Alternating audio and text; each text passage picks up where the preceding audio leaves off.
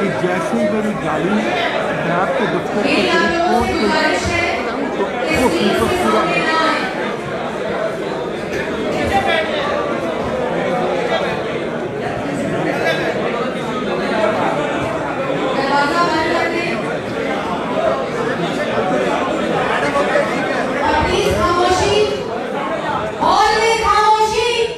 मेरे पास आप सबकी बहुत मेहरबानी। अब ये प्रेस कॉन्फ्रेंस शुरू होने वाली है, उसको प्लीज सब सुनिए। बहुत है प्रेस कॉन्फ्रेंस। खामोशी। शेरनी दाढ़ी है। बिस्मिल्लाहिर्रहमानिर्रहीम। अस्सलाम वालेकुम। आज जिस रियासती हुकूमती खौफ का, जबर का, दहशतगर्दी का मैं मुजाहरा करके आ रही हूँ, वो मेरे लिए या मुस्लिम लीग नून के लिए नहीं, वो इस जाली और सेलेक्टेड हुकूमत के लिए लम्हा फ़िक्रिया है। आज जिस तरह पुरअमन और निहत्ते कारकुनों के ऊपर जिस तरह पत्थर बरसाए गए, स्प्रे किया गया और जिस तरह उनके ऊपर आंसू गैस फेंकी गई, जिससे हमारे मुतअद्दिद कारकुन जो है वो ज़ख्मी हुए, उनके सर फटे, उनको चोटें आई हैं, मैं इसकी भरपूर मज़म्मत करती हूँ। और साथ ही साथ मैं मुस्लिम लीग नून के कारकुनों को, मुस्लिम लीग नून के उन सपोर्टर्स को जो मेरे साथ इजहार यकजहती करने, मुस्लिम लीग नून की मोहब्बत में, मियाँ नवाज शरीफ की मोहब्बत में जो आज उस जबर का सामना करते हुए वहाँ खड़े रहे, मैं उनको मीडिया की वसातत से सलाम पेश करती हूँ। और आज मैंने पहली दफ़ा ये मुजाहरा देखा है कि एक तरफ से पत्थर आ रहे हैं, आपको एक नैब गर्दी का सामना है, आपके ऊपर आंसू गैस और वो पानी से वो हो रही है, लेकिन कारकुन खड़ा रहा, कारकुन हिला नहीं।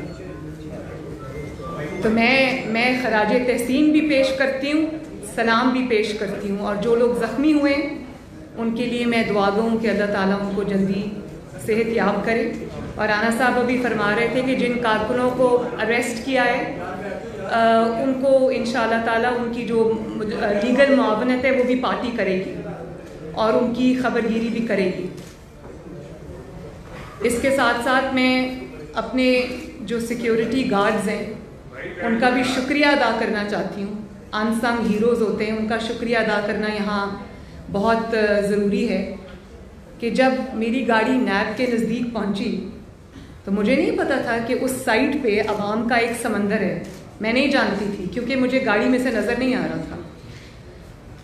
तो अचानक आंसू गैस और वो शेलिंग शुरू हो गई और उससे मेरी गाड़ी के इर्द गिर्द जो लोग थे वो ज़रा दूर दूर हट गए। मेरी गाड़ी बिल्कुल अकेली खड़ी थी, तन्हा खड़ी थी। इसी असना में सामने से नैब के दफ्तर के सामने से, बिल्कुल सामने से, जहाँ पे बैरिकेड्स लगे हुए थे उसके पीछे से, सामने से नहीं उसके पीछे से, बैरिकेड्स के पीछे से मेरी गाड़ी के ऊपर पथराव हुआ। और इतने बड़े बड़े पत्थर मैंने खुद देखे। मेरी गाड़ी बुलेट प्रूफ गाड़ी थी, उसके बावजूद उसकी जो विंड स्क्रीन है वो बिल्कुल टूट गई है। उसके अंदर बहुत बड़ा एक सिरे से दूसरे सिरे तक क्रैक आ गया है। और इसके अलावा भी उसकी छत पे पता नहीं कहाँ से वो पत्थर आए। मेरे सिक्योरिटी गार्ड्स फिर भी बिल्कुल उनके पास कोई शील्ड नहीं थी, कोई प्रोटेक्शन नहीं थी, वो मेरी गाड़ी के आगे खड़े रहे। तो मैं उनको भी खराज तहसीन पेश करना चाहती हूँ, उनका शुक्रिया अदा करना चाहती हूँ। और मेरे पे नैब ने अगर मुझे बुला ही लिया था, अगर एक मुज़िका खेज़ इल्ज़ाम तो लगाया नहीं, ये मेरे पास उनकी प्रेस रिलीज़ पड़ी है, ये सॉरी इनकी जो कॉल अप नोटिस है ये पड़ा है, ये मुझे परसों मौसूल हुआ है, परसों। और मीडिया के ज़रिए बड़े चालाकी के साथ बग़ैर ब्लैक एंड वाइट में कोई चीज़ लाए हुए मीडिया को इन्फॉर्मेशन रिलीज़ की और ये इशारतन ये कहने की कोशिश की गई, जो रंग उसको मीडिया पे दिया गया नैब की तरफ से अनऑफिशियली, कि शायद कोई ज़मीन है जो मैंने सस्ते दामों ख़रीदी है और उसमें कोई शायद मैंने किसी की ज़मीन पे कब्ज़ा किया है। तो ये है नैब का कॉल अप नोटिस, इसकी आप ज़रा स्क्रीनशॉट ले लें। इसमें मेरे पे एक इल्ज़ाम भी नहीं लगाया।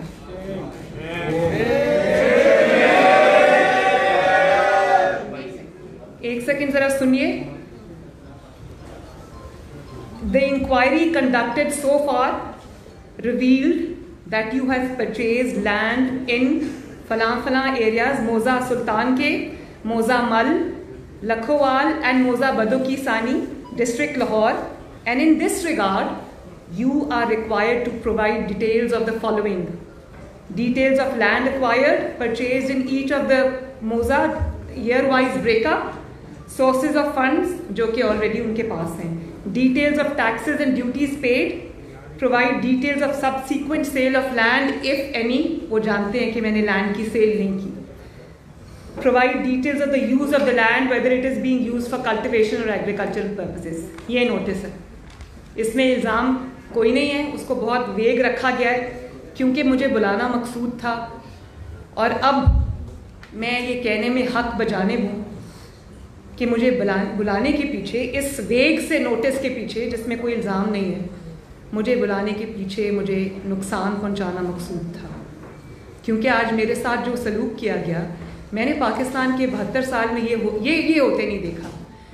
परवेज़ रशीद साहब मेरी गाड़ी में थे और उन्होंने मुझे, जब वो विंड स्क्रीन स्मैश हुई तो उन्होंने मुझे कहा कि ये शुक्र करो कि ये बुलेट प्रूफ गाड़ी थी, अगर ये बुलेट प्रूफ गाड़ी ना होती तो शीशा टूटता और उसके बाद जो ईंटे नुमा पत्थर उन्होंने फेंके वो सब मेरे सर पे लगते, क्योंकि मैं फ्रंट सीट पे बैठी हुई थी। तो मैं इस चीज़ को कैसे कंस्ट्रू करूं, इस चीज़ का मैं क्या मतलब लूं, ये आप सब मेरे से बेहतर जानते हैं। लेकिन क्लियरली अगर वो बुलेट प्रूफ गाड़ी ना होती तो सामने से जिस तरह पुलिस की यूनिफॉर्म में लोग, मुझे नहीं पता वो पुलिस के थे या नहीं, लेकिन वो पुलिस की यूनिफॉर्म में थे। पंजाब पुलिस जनरली ये नहीं करती, लेकिन जिस तरह से वहाँ से वो हुआ वो मैंने अपनी आंखों से देखा। मेरे हाथ में मोबाइल था, मैंने जल्दी, क्योंकि गाड़ी हिल रही थी, पत्थर लग रहे थे, तो मैंने अपने हाथों से अपने मोबाइल कैमरा से उसकी वीडियोस बना ली और एविडेंस के तौर पे उसी वक्त उन वीडियोस को मैंने ट्वीट कर दिया।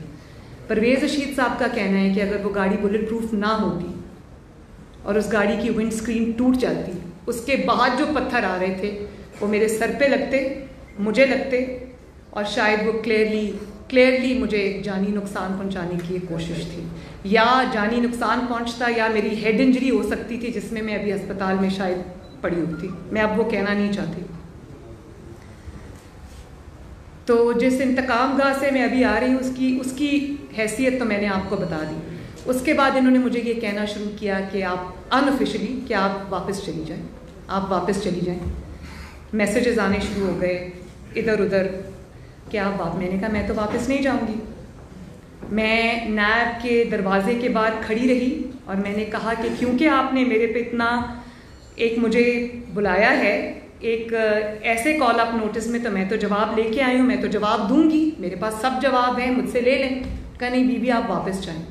तो राना सनाउल्लाह साहब ने फिर उनको कहा कि वो वापस नहीं जाएंगी, आप अगर लिख के देना चाहते हैं, क्योंकि आप फिर ये कहेंगी हमने बुलाया था वो हाजिर नहीं हुई, पेश नहीं हुई। मैं तकरीबन कोई 1.5 घंटा सवा घंटा वहाँ खड़ी रही, उन्होंने दरवाज़ा नहीं खोला और अंदर छुप के बैठे रहे।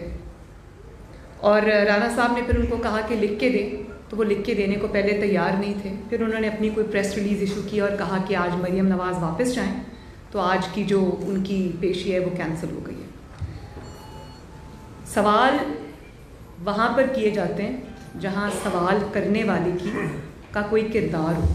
नैब के किरदार मुझे तो बहुत पहले से पता था, नवाज शरीफ साहब को बहुत पहले से पता था, राना सनाउल्लाह साहब को बहुत पहले से पता था, शाहिद खाकान अब्बासी साहब को बहुत पहले से पता था, हमजा शहबाज को बहुत पहले से पता था, साद रफीक साहब को बहुत पहले से पता था, और भी हमारे जो मुस्लिम लीग नून के लीडर्स हैं जिनको जो नैब गर्दी का निशाना बने वो भी सब जानते थे। लेकिन नैब के इन हथकंडों पर मुहर अब सुप्रीम कोर्ट के मुअज़्ज़िज़ जज साहिबान ने अपने रिमार्क्स और अपने फैसलों के ज़रिए लगा दी। हाई कोर्ट के जजेस ने, मुअज़्ज़िज़ जज साहिबान ने अपने फैसलों और रिमार्क्स के ज़रिए लगा दी, और रही सही कसर उसकी ह्यूमन राइट्स वॉच ने पूरी कर दी, जिसमें ये क्लियरली कहा गया कि नैब को पॉलिटिकल इंजीनियरिंग के लिए, पॉलिटिकल विक्टिमाइजेशन के लिए और सियासी जोड़ तोड़ के लिए, पॉलिटिकल ओपोनेंट्स को सप्रेस करने के लिए, उनको ब्लैकमेल करने के लिए, उनको दबाने के लिए और हुकूमत को बरकरार रखने के लिए नैब को जो है वो इस्तेमाल किया गया। तो इस हैसियत का, इसमें तो मेरा ख्याल है कि ऐसी नैब के सामने पेश ना होना शायद कानून की ज़्यादा पासदारी होगी, क्योंकि नैब तो अब इन रिमार्क्स के बाद, इन फैसलों के बाद और इस दहशतगर्दी के बाद, इस इंतकाम की सियासत के बाद, इंतकामी हरबों के बाद, कार्रवाइयों के बाद, नैब तो अब एक खुद मतलूब इदारा है। नैब को तो अब खुद जवाब देने कि उन्होंने पाकिस्तान के टैक्स पेयर का पैसा, पाकिस्तान के एक्सचेकर का पैसा उन्होंने सियासी इंजीनियरिंग में क्यों उसका बेदरेग इस्तेमाल किया, क्यों नैब ने उस पैसे के ज़रिए मुखालिफिन को की जोड़ तोड़ की, सियासी जमातों की उनको नुकसान पहुंचाने की कोशिश की और हुकूमत की मदद की। अभी मीर शकील और रहमान साहब का आप केस ले लें, एक वज़ीर मौसूफ फरमा रहे थे कि मैं इमरान खान साहब से ये दरख्वास्त करूँगा कि मीर शकील और रहमान साहब को छोड़ दें। तो मीर शकील और रहमान साहब को, जिनको 140 दिन हो चुके हब्से बेजा के अंदर, उनको क्या इमरान खान साहब ने पकड़ा है? उनको तो नैब ने पकड़ा है। और क्या इमरान खान के कहने से वो नैब उसको छोड़ देगी? तो ये हालत ज़ार है नैब की, जिसमें मुझे अब कुछ कहने की ज़रूरत नहीं है। और उनका असूल ये है कि नाइंसाफ़ी सिर्फ होनी नहीं चाहिए। नैब का असूल ये है कि नाइंसाफ़ी सिर्फ होनी नहीं चाहिए, बल्कि होते हुए नज़र भी आनी चाहिए। पॉलिटिकल इंजीनियरिंग और जोड़ तोड़ जो है वो सिर्फ होना नहीं चाहिए, होते हुए नज़र भी आना चाहिए।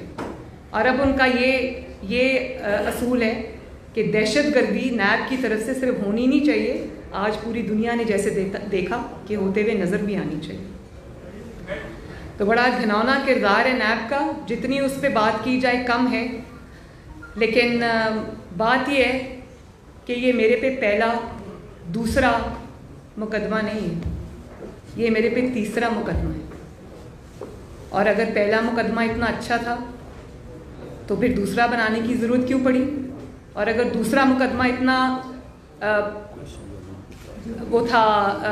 मजबूत था तो तीसरा बनाने की ज़रूरत क्यों पड़ी?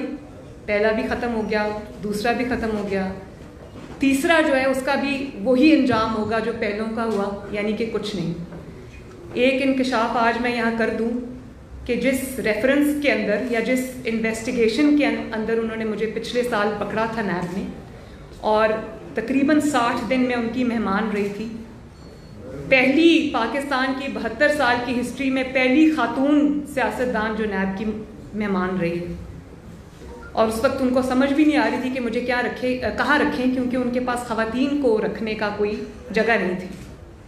लेकिन वो जिस मुकदमे में मुझे पकड़ा गया, क्या आप जानते हैं, क्या पाकिस्तान के अवाम जानते हैं कि वो रेफरेंस 1-1.5 साल के बावजूद आज तक नहीं बन सका?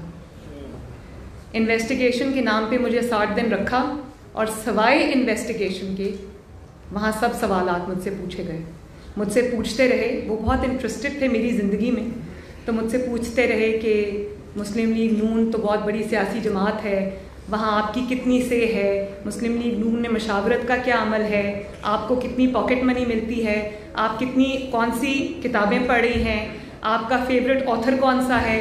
पोलो कोएलो के ऊपर मेरे से डिस्कशंस होती रहीं, मुल्की सियासी मंजरनामे पर मेरे से डिस्कशंस होती रहीं। मैं अगर नहीं पूछा तो मुकदमे के बारे में चीज़ें नहीं पूछी। और वो मुझे समझ आती है कि 2018 में जब मुझे अरेस्ट किया, क्यों किया? इलेक्शन आ रहे थे, नवाज शरीफ को अरेस्ट करना और मरियम नवाज को अरेस्ट करना तो ज़रूरी था, उसके बगैर तो इलेक्शन नहीं जीता जा सकता था। वो धांधली का एक बहुत बड़ा हिस्सा था समझ आ गई मुझे तो कोई उसमें शक ही नहीं था कि मुझे क्यों पकड़ा उस वक्त। पिछले साल मुझे क्यों गिरफ्तार किया इन्वेस्टिगेशन के नाम पे, वो भी समझ आती है कि एक के बाद एक मेरे ऐसे ज़बरदस्त जलसे हो रहे थे कि माशाल्लाह अवाम की एक लहर उठ रही थी, एक राय बन रही थी, एक तूफ़ान आ रहा था जिसको रोकना ज़रूरी था। और 8 तारीख को कश्मीर में मेरा जलसा था। कश्मीर पे हम अभी बाद में आते हैं। कश्मीर पे मेरा जलसा था और 6 तारीख को मुझे, जब मैं मियाँ साहब से मिलने, अपनी हफ्तावार मुलाकात के लिए मैं उनसे मिलने जब कोट लखपत जेल गई, तो वहाँ मैं मियाँ साहब के साथ मुलाकात कर रही थी। हम दोनों आमने सामने बैठे हुए थे। तो मुझे वो जेलर साहब आके कहते हैं कि आपको बाहर शहबाज शरीफ साहब बुला रहे हैं। तो मैं जब जेल के गेट से बाहर निकली तो शहबाज शरीफ साहब खड़े थे, साथ नैब खड़ा था, पुलिस खड़ी थी। तो उन्होंने मुझे ये कहा कि ये आपको गिरफ़्तार करने आए हैं। तो मैंने पूछा क्यों? बस मैडम ये इस तरह से मुझे उन्होंने मैंने कहा अच्छा मैं आती हूँ, मैं अंदर मियाँ साहब से मुलाकात में हूँ, मैं मियाँ साहब को खुदा हाफिज़ कह के एक दफ़ा उनको गले मिल के मैं आपके पास वापस आती हूँ। उन्होंने मुझे अंदर जाने दिया। अभी मैं अंदर मियाँ साहब के पास पहुँची और मैंने मियाँ साहब को बताया कि मुझे बाहर अरेस्ट करने आए। मियाँ साहब ने कहा क्यों? मैंने कहा मैं नहीं जानती। तो इतने में नैब जेल के अंदर घुस आई, जिस कमरे में मैं और मियाँ साहब मौजूद थे। वहाँ आकर मुझे मियाँ साहब के सामने उन्होंने गिरफ़्तार किया और मेरे बच्चे बैठे थे, मेरी बेटी बैठी हुई थी, वो छोटी है उम्र की, वो रोने लगी। मियाँ साहब की आंखों में आंसू आ गए। उनके सामने एक बहुत सोचे समझे मंसूबे के तहत मुझे गिरफ़्तार किया और मैं उनको कहती रही कि आप फ़िक्र ना करें, कुछ नहीं होता। मुझे नैब ले गए। लेकिन अब आज गिरफ़्तार करने का या आज मुझे नैब में बुलाने का 1 साल बाद अचानक उनको क्या ख्याल आया? आज तो कोई जलसे रैलीज़ नहीं हो रही, आज तो कोई सर पे इलेक्शन नहीं है। तो उस पर मैं सोच रही थी कि आज अचानक कौन सी कोई ऐसी चीज़ सिचुएशन आ गई है कि इनको ये करना पड़ा, मुझे बुलाना पड़ा फिर से। तो मेरा ख्याल है कि मेरा ज़ाती ख्याल है कि ये खौफ जो आजकल इनके इंटरनल सर्वेज हो रहे हैं, जिनकी खबर ये मीडिया को तो रिलीज़ नहीं करते, लेकिन सर्वेज़ की खबर हम तक भी पहुंचती है। तो उन सर्वेज़ में मुस्लिम लीग नून और नवाज शरीफ का ग्राफ जो है वो पहले से कहीं ज़्यादा बढ़ गया है। और पंजाब के अंदर स्पेशली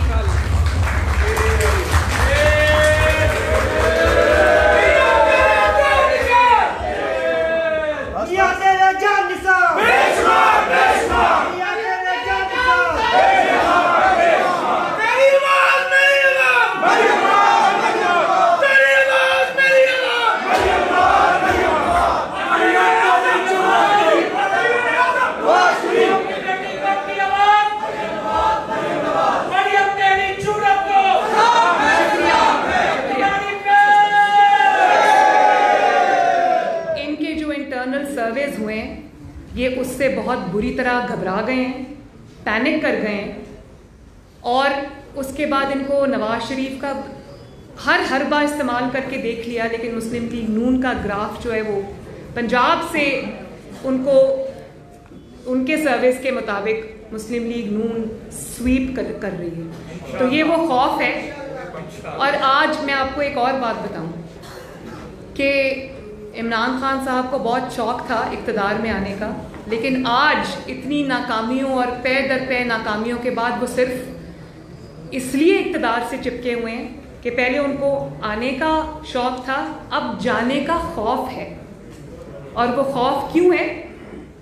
वो खौफ इसलिए है कि इतने जुल्म कर बैठे हैं कि अब उनको सिर्फ इक़्तिदार से चिपकने में अपनी सर्वाइवल नज़र आती है। ऐसे ऐसे ऐसे अल्फाज हम नहीं इस्तेमाल करते। इतने जुल्म वो कर चुके हैं कि अब उनको अपने अंजाम से खौफ आता है। तो इसलिए ये जो अब एक आप देख रहे हैं कि उसको बुला रहे हैं, उसको बुला रहे हैं, तो ये इसी सिलसिले की एक कड़ी है। पैनामा भी ख़त्म हो गया, इकामा भी ख़त्म हो गया, बाकी चीज़ें भी ख़त्म हो गई। तो मुस्लिम लीग नून ने तो बहुत सह लिया, बहुत बर्दाश्त कर लिया। आपको तो अपनी फ़िक्र करनी चाहिए। आपका क्या होगा जब आपको जो 6 महीने की मोहलत मिली है जब वो ख़त्म हो जाएगी? तो आप तो ख़ुद अपनी ज़बान से इस बात का इकरार कर चुके हैं कि आपको 6 महीने की मोहलत मिली है, वार्निंग मिली है। और जो हुकूमत अब मोहलतों पे चल रही हो वो अब खौफ नहीं खाएगी तो क्या होगा? आपको तो क्लियरली ये कहा गया है, आपकी ज़बान से हमने सुना, आपने ये कहा कि 6 महीने मिले हैं हमें और 6 महीने के बाद वो मामलात कहीं और चले जाएंगे। कहाँ चले जाएंगे ये मैं नहीं जानती, लेकिन उनको पता है कि क्या होगा। तो ये खौफ की जो अचानक ये पैनिक की एक लहर उठी है उसकी ये वजह है। और आपने फरमाया कि अब मैंने कश्तियाँ जला दी हैं, तो कश्तियाँ जलाने का और कोई मतलब नहीं है। कश्तियाँ जलाने का मकसद ये है कि मैंने इतने जुल्म कर लिए हैं, इतनी ज़्यादतियाँ कर ली हैं कि अब मेरे पास कोई दूसरा रास्ता नहीं बचा। और एक बात मैं आपको बता दूँ, जेल से डराने की, एक सेकंड देखें, डिस्ट्रप्शन होती है, मेरा फ्लो टूट जाता है। इनको पीछे कर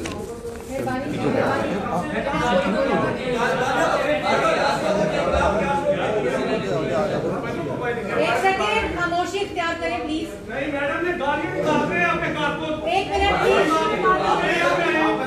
एक सेकेंड प्लीज। देखिए बड़ी मेहरबानी, नहीं बच्चों प्लीज प्लीज देखिए, डिस्ट्रप्शन होती है, मेरा फ्लो टूट जाता है, ये अच्छी बात नहीं है। और बात ये है कि आपकी हुकूमत को हर महाज पे नाकामी का सामना है। आप अपनी नालायकी से मामलात को ख़राब से ख़राब तर करते जा रहे हैं। लेकिन अफसोस मुझे इस बात का है कि आज भी आपकी प्रायोरिटीज़, मैं समझ गई कि आपके अंदर वो सलाहियत नहीं है, आपके अंदर वो अकल नहीं है, आपके वो तजर्बा नहीं है, आप ज़बरदस्ती मुसल्लत किए गए हम पर, वो समझ आती है। लेकिन आज भी आपकी प्रायोरिटीज़ मिसप्लेस्ड है। आज भी आपकी जो प्रायोरिटीज़ की लिस्ट है उस पर ऊपर भी नवाज शरीफ है, नंबर 2 पे भी नवाज शरीफ है, नंबर 3 पे भी नवाज शरीफ है और आखिर में भी नवाज शरीफ है। और मुस्लिम लीग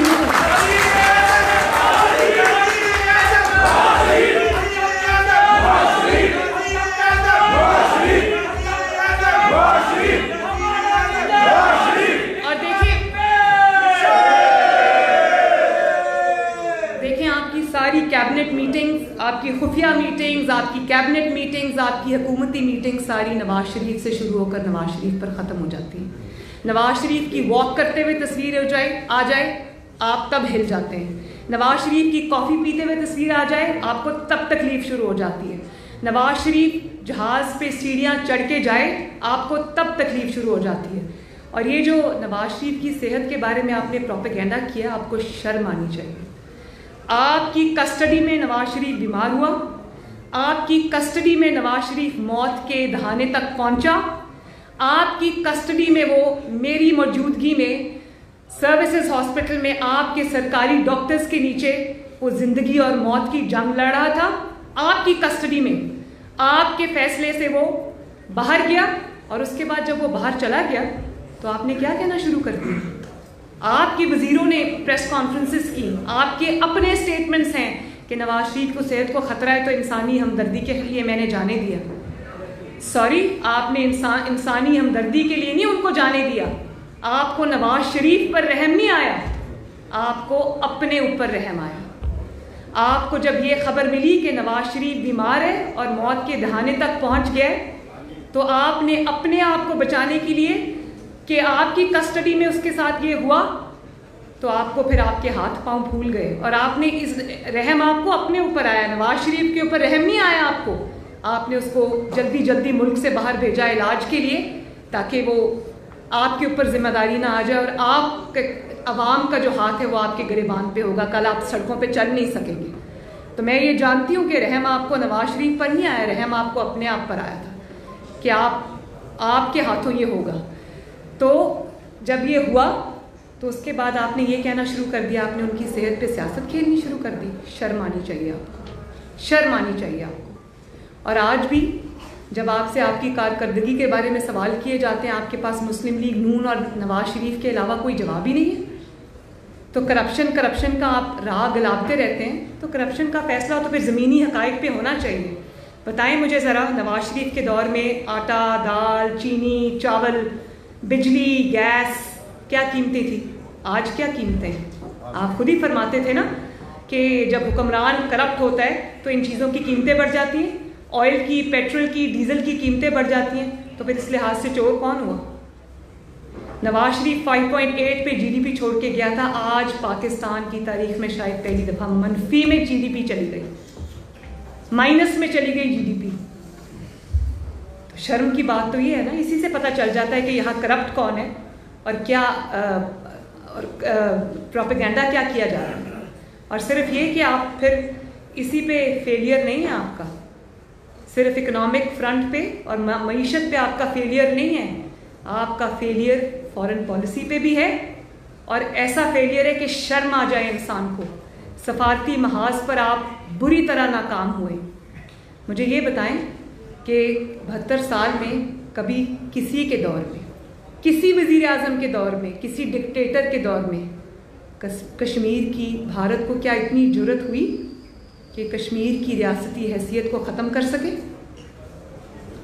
ये स्याह धब्बा भी आप ही के मुंह पे लगा। और आप तो बड़ा खुश आए थे ना अमेरिका से वापस के सालसी होगी, कश्मीर पे ये होगा वो होगा। कहाँ गई वो सालसी?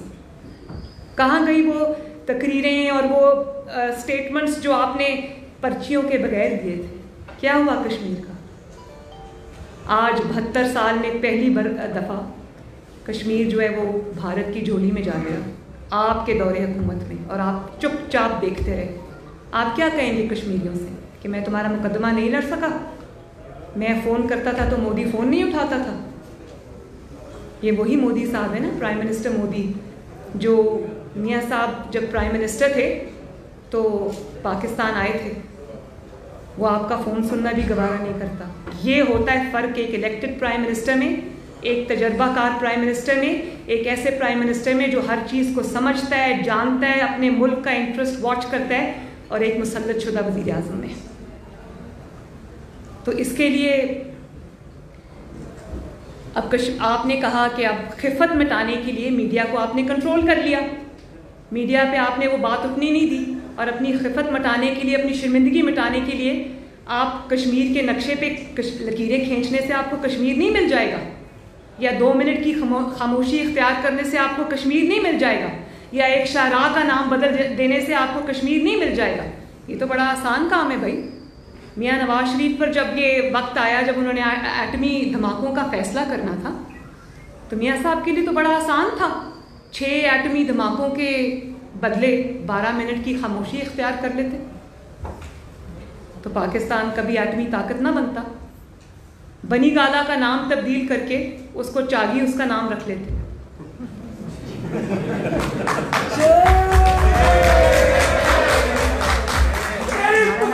मेरी पुकार, तेरी आवाज, मेरी आवाज, मेरी आवाज, मेरी आवाज, मेरी पुकार, मेरी पुकार। एक सेकंड प्लीज। और फिर फॉरेन पॉलिसी का हाल देख लें, अकल का हाल देख लें, समझ का हाल देख लें कि बचगाना और गैर जिम्मेदाराना बयानात देकर सऊदी अरब जैसे देरीना दोस्त और हमदर्द को नाराज़ कर दिया। और अब रही कहीं कसर, उन्होंने जो OIC के दर पे होके वो जो नाराज़ करने का सिलसिला था, वो उसमें भी OIC को नाराज़ कर दिया, OIC के ख़िलाफ़ स्टेटमेंट्स दे के हमारे दोस्त ममालिक को नाराज़ कर दिया। तो ये तो आपकी नाक वतनदेशी का हाल है। आपने मुल्क को हर तरह से आग में झोंक दिया, शर्म आनी चाहिए। और फिर प्रायोरिटी आज भी आपकी क्या है कि आवाम के नुमाइंदों को पकड़ो, ऑपोजिशन को दबाओ। भाई मान लिया कि आपके पास हुकूमत का मैंडेट नहीं है, आपके पास आवाम का मैंडेट नहीं है, लेकिन क्या गरीब आवाम जो रोटी को तरस रहे हैं, जो बिजली गैस के बिल देने से कासिर हैं, जिनकी नौकरियां चली गई, क्या उनको उनके सदाओं पे आवाज़ धरने के लिए या उनकी बात सुनने के लिए आपको अवामी मैंडेट की ज़रूरत है? उसके लिए आपको थोड़ी सी इंसानियत, अकल और हमदर्दी की ज़रूरत है। अपनी प्रायोरिटीज़ को ठीक करने की ज़रूरत है, जो कि आपके अंदर नहीं है। और हाल आपका ये है कि नवाज शरीफ पे आप हर जगह तनकीद करते हैं, लेकिन नवाज शरीफ के बनाए हुए मंसूबों पर बड़ी ढिठाई से, कमाल ढिठाई से 6-6 बार अपनी तख्तियाँ लगाते हैं। तो भाई, नवाज शरीफ के बनाए हुए मंसूबों से के ऊपर तख्तियाँ लगाने से बदल बदल के वो मंसूबा तो आपके नाम नहीं लग जाएगा ना।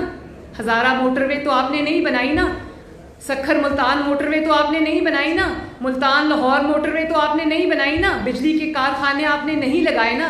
जब भी आप सीपैक का नाम लेते हो, सीपैक की तस्वीरें ट्वीट करते हो, वीडियोस ट्वीट करते हो, लोग कहते हैं शुक्रिया नवाज शरीफ।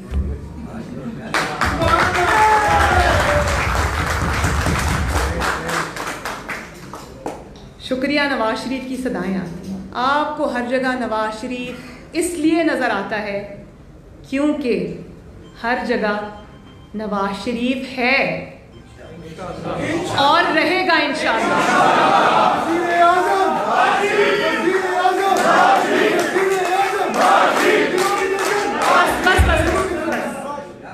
और आपकी हुकूमत जो पहले बैसाखियों पे खड़ी है, 6 महीने की मोहलत पे चल रही है, आपके लोग तो अपने हलकों में जाने के काबिल नहीं, आपके MNAs MPAs अपने हलकों में जाने के काबिल नहीं, आप अपने अवाम में निकलने के काबिल नहीं, बल्कि जिन चंद अफराद ने आपको वोट दिया भी था वो भी आज अपने मोहल्लों में मुंह छुपाते फिर रहे हैं। कुछ मुंह छुपा रहे और कुछ कानों को हाथ लगा रहे कि आइंदा इस किस्म के धोखे में नहीं आना। तो आपका अपना ये हाल है। तो इंशाअल्लाह ताला वो वक्त दूर नहीं है जब हम सब मिल के नवाज शरीफ की क़यादत में इंशाअल्लाह ताला इस नालायकी से बहुत जल्द लोगों को आज़ादी देंगे इंशाअल्लाह।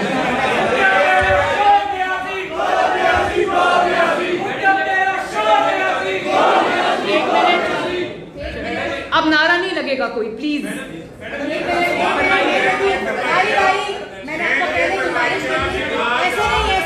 ऐसे नहीं उस्मान, आप बात करें, मैं आपको दे रही हूँ, सबको मैं दे रही, हम सब दे रही।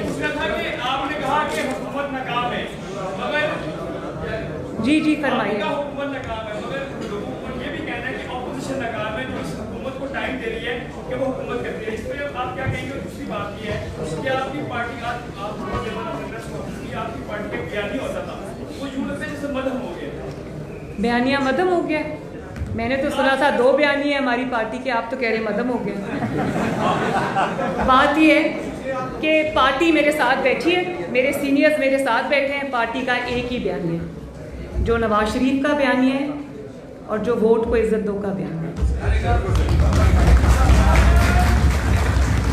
अगर आज वोट को इज्जत मिल जाती तो पाकिस्तान के साथ ये सलूक ना होता, पाकिस्तान की दुनिया में जग हसाई ना होती।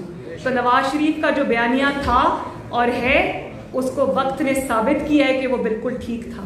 और वो नवाज शरीफ का बयानिया नहीं है, वो हमारे आईन का बयानिया है, हमारे दस्तूर का बयानिया है। अगर नवाज शरीफ ने उससे हट के कोई बात की है तो फिर किसी में अगर कोई चैलेंज कर सकता है तो करे।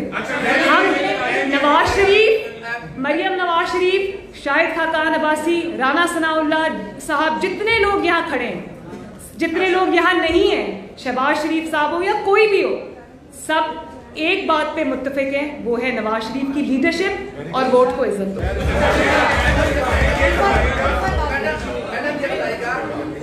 आपने बड़ी तशवीशनाक इस बात में जो आपकी जान के दर पे है, और दूसरी बात यह कि आप इतना अरसा खामोश क्यों थी, और आज जब बोलती हैं तो यूँ समझा जाए कि आप बोलती चली जाएंगी। देखिए, सबसे पहले तो मेरे लिए बोलना आसान है, खामोश रहना मुश्किल है। मेरी वालिदा चली गई इस दुनिया से, मेरे वालिद इतने बीमार हो गए कि उनकी ज़िंदगी का हमें उस वक्त पता नहीं था। डॉक्टर्स ने मेरे सामने, आप यकीन करें, आज मैं वो दोहराना चाहती हूँ, सर्विसेज हॉस्पिटल में जब ये मुझे कोट लखपत से लेके आए अपने वालिद की इयादत के लिए, तो उस वक्त 5-7 डॉक्टर्स की मीटिंग चल रही थी और उन्होंने मेरे सामने मियाँ साहब को कहा कि जब हम रोज़ सुबह ऑफिस में आते हैं तो हम ये सोच के आते हैं कि पता नहीं फिर हमें आपको देखना नसीब हो या ना। ये मैं गवाह, चश्मदीद गवाह हूँ इस बात की, मेरे कानों ने सुना, मेरी आंखों ने देखा, ये मियाँ साहब की हालत थी। तो मैंने मियाँ साहब के साथ जाना चाहा। मैं ही ख्याल रखती थी उनका, मैं ही उनकी तीमारदारी करती थी, उनकी दवाइयाँ, इंजेक्शन सब मेरे पास होते थे। मुझे एक सोचे समझे मंसूबे की तहत मियाँ साहब के साथ नहीं जाने दिया। तो मैं इस नतीजे पे पहुंची हूँ कि मुझे इधर एज हॉस्टेज रखा हुआ था कि अगर मैं कोई बात करूं तो वहाँ पर वो मियाँ साहब को नुकसान पहुँचाने की कोशिश करें। उनका इलाज ना होना, क्योंकि उनके दिल की एक शरियान आज भी 90% बंद है, जिसकी सर्जरी होनी बाकी है। और वो कोरोना की वजह से पहले वो मेरा इंतज़ार कर रहे थे, क्योंकि उनको था कि मैं आ जाऊँगी चंद दिनों में, वो नहीं हो सका। फिर वो कोरोना आ गया, अब उनकी सर्जरी अभी होना बाकी है। तो मैं अपना कुछ ऐसा करके मैं उनके इलाज में कोई खलल नहीं चाहती थी, क्योंकि वो सिर्फ मेरे वालिद नहीं हैं, वो इस कौम का सरमाया है। हमें जिंदा लीडर चाहिए, हमें लीडर्स की लाशें नहीं चाहिए। तो अगर मैं अपनी जिम्मेदारी निभा रही थी तो मैं करोड़ों अवाम की नुमाइंदगी कर रही थी, जिनकी इन्वेस्टमेंट इन टर्म्स ऑफ 40 साल और वोट और एतमाद और खिदमत मियाँ साहब में हुई भी है। तो मुझे ज़िम्मेदारी का मुजाहरा करना था। और दूसरी बात में आपने कहा कि मैं खामोश क्यों हूँ। कभी हमने बोल के उनको एक्सपोज किया और कभी खामोश रह के हमने उनको ज़्यादा एक्सपोज किया, वरना उनके अंदर ये जरासीम मौजूद हैं कि वो कल ये कहते कि मैं तो बहुत करना चाहता था, मैं तो पाकिस्तान की किस्मत बदलना चाहता था, मैं तो दूध और शहद की नहरें बहाना चाहता था, ये ऑपोजिशन ने मुझे कुछ करने ही नहीं दिया। तो इसलिए हमने खामोश रह के उनको ज़्यादा एक्सपोज किया। लेकिन मुझे इस बात की आज खबर हुई कि मेरी जो खामोशी है या जो मियाँ साहब की खामोशी है वो इतनी गूंज रही है कि इनको कानों पे हाथ रखने पड़ रहे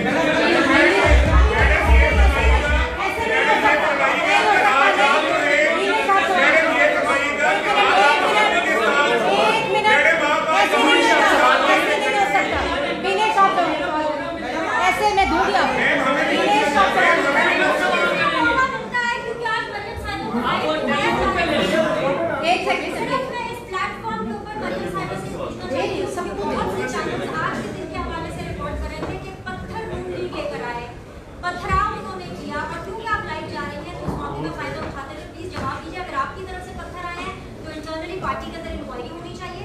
अगर आपकी तरफ से पत्थर नहीं आए तो जवाब दीजिए पत्थर कहां से आए, क्योंकि उनको लेकर के आज का मामला है। शुक्रिया बीनिश, शुक्रिया बीनिश। बात ये कि बड़ा अच्छा सवाल आपने पूछा। एक सेकंड प्लीज, इंटरप्शन ना कीजिए प्लीज। बहुत अच्छा सवाल पूछा, थैंक यू।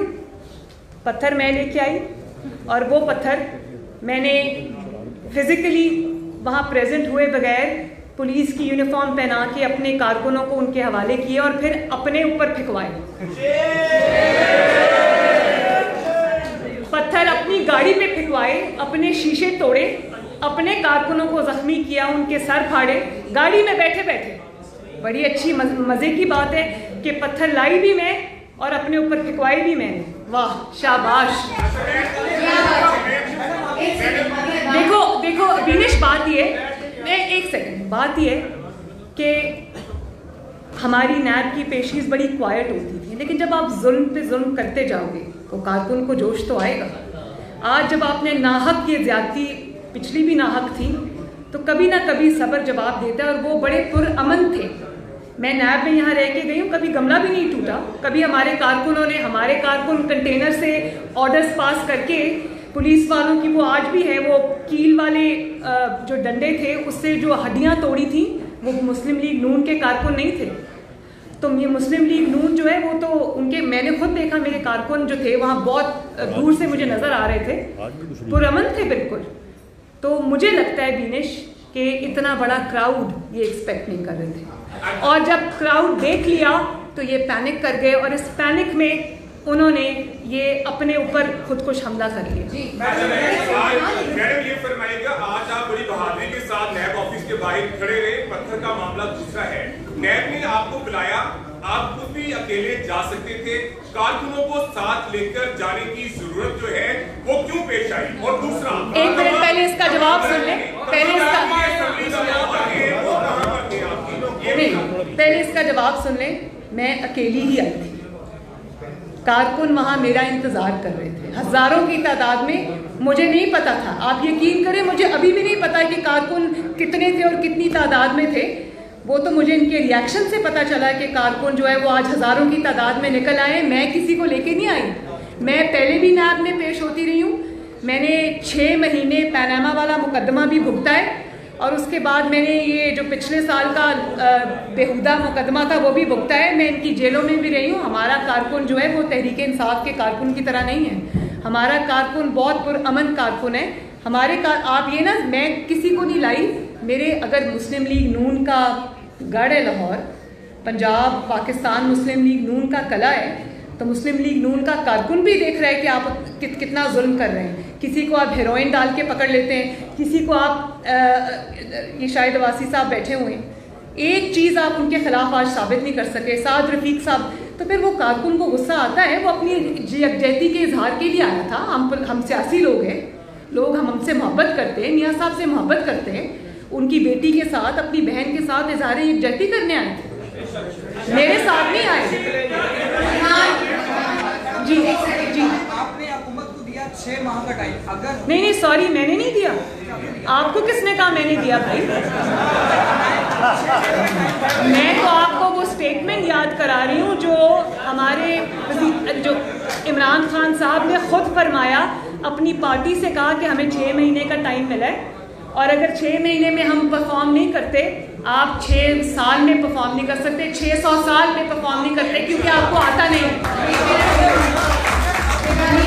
नहीं, एक सेकेंड, ये इमरान खान की अपनी स्टेटमेंट है कि मुझे 6 महीने मिली है और मैंने 6 महीने के बाद बात कहीं और चली जाएगी, बस ये बात।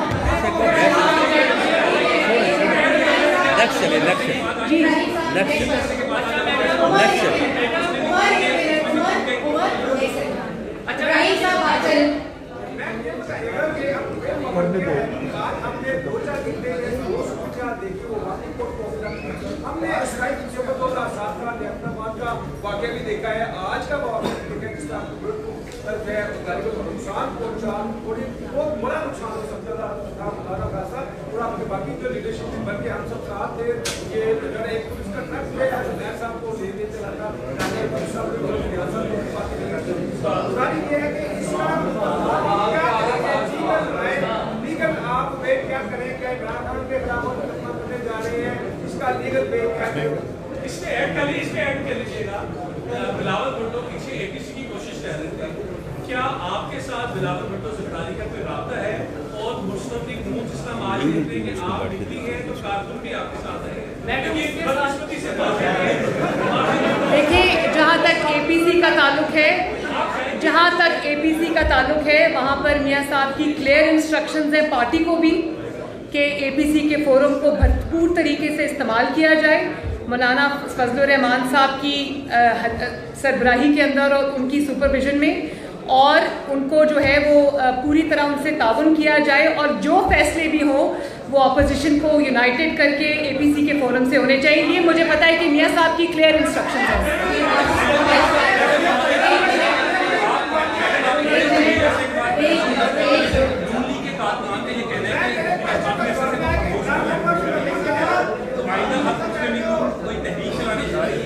आइंदा का लाए मन इंशाअल्लाह ताला हम लीडरशिप की जो उनकी मशावरत से तय करेंगे।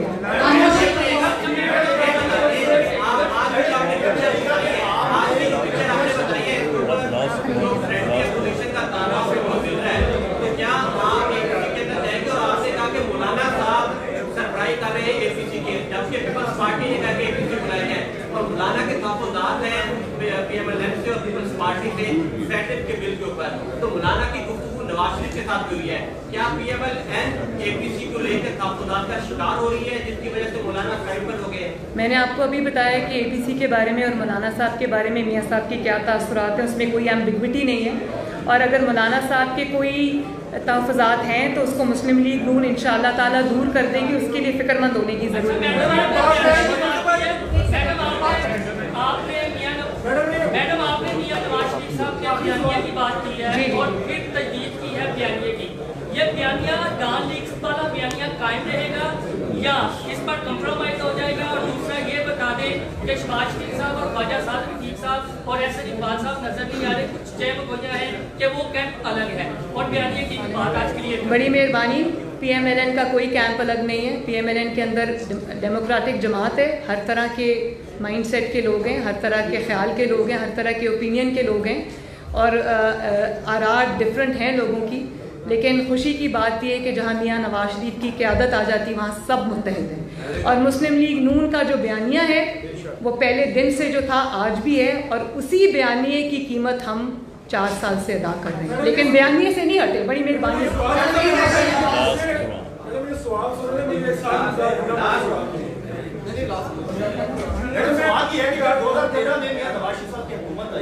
तो इमरान खान ने 26 दिन का धरना दिया है, अब 2 साल गुजर गए, सूरत आपने सारी बता दी है इमरान खान की। वो कौन सी पावर्स है जिन्होंने 26 दिन इमरान खान को इस्लामाबाद में बिठाए रखा, लेकिन आपको इस्लामाबाद जाने से रोक रही? मुझे इस्लामाबाद जाने से बोलो, मैं अभी इस्लामाबाद जा ही नहीं रही। मैं सवाल ये करना चाह रहा हूँ, मैंने बात कर दी हूँ। जिन लोगों ने 6 माह का टाइम दिया है हुकूमत, क्या उन लोगों ने आपको मैसेज भेजा है? दूसरे उन लोगों ने परेशान किए हैं आपके पास? ना हमें कोई मैसेज भेजता है, ना हम किसी से बात करते हैं।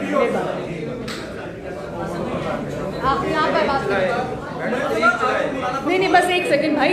मौलाना फजलुर रहमान साहब से सवाल किया गया कि आप अभी मियां नवाज शरीफ के बयानिए के साथ हैं या ये अपनी पॉलिसी के साथ हैं। उन्होंने ये कहा कि अब हालात बदल चुके हैं, अब मियां नवाज शरीफ से ये पूछे कि वो मेरी पॉलिसी के साथ है या नहीं है।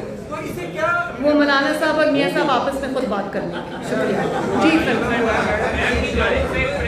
आज जारी की गई है, नैब का कहना है कि आज के वाक़े की वो मुकदमा दर्ज करवाएंगे। अच्छा, आप भी मुकदमा दर्ज करवाएंगे या वो कानूनी चाराजोई करेंगे? क्या बात है, इतनी मासूम नैब, इतनी आइन और कानून पे चलने वाली नैब, अगर उनकी अदालतों में जो दुर्गत बनी वो उसी को देख लें तो उनको आज कोई प्रेस रिलीज करने की जरूरत पेश नहीं आई।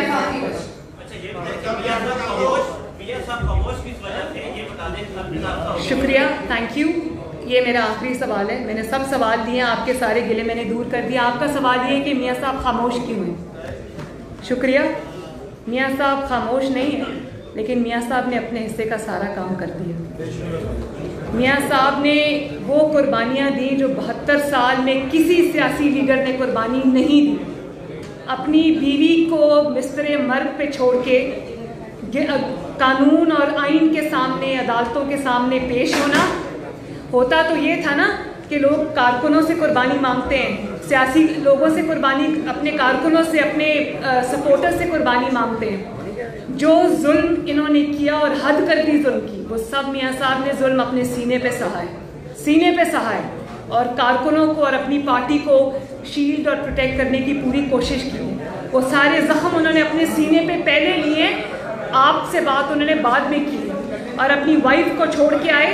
और जब वो बीमार हो गई, डेथ बेड पे चली गई, तो उनको अडयाला जेल में, जहाँ मैं भी बंद थी, मियाँ साहब ने कहा मेरी बात करा दो मेरी बीवी से और घर वालों से। उन्होंने कहा आपके मिनट ख़त्म हो चुके हैं।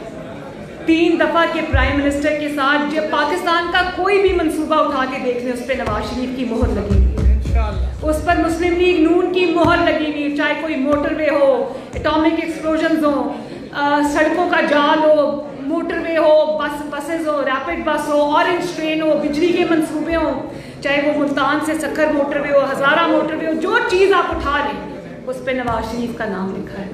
तो इतनी खिदमात के बावजूद जब आप एक 3 दफ़ा के वज़ीर आज़म को की तज़लील करेंगे, तज़हीक करेंगे और इस तरह का उसके साथ सलूक करेंगे, पैनामा करप्शन, और उसमें से आप क्या निकाल के लाते हैं? एक इकामा। और उसके बाद भी आपको तसल्ली नहीं होती तो अरशद मलिक जैसे जज को आप इस्तेमाल करते हैं, जो आपको मुनसिफ खुद बोल उठा कि भाई मुझसे ज़्यादती हो गई, मुझे ब्लैकमेल करके नवाज शरीफ के ख़िलाफ़ फैसला लिया गया। वो फैसला ख़त्म हो जाता है, सॉरी वो जज को आप निकाल देते हैं, फैसला आज भी वहीं का वहीं है। शाबाश है।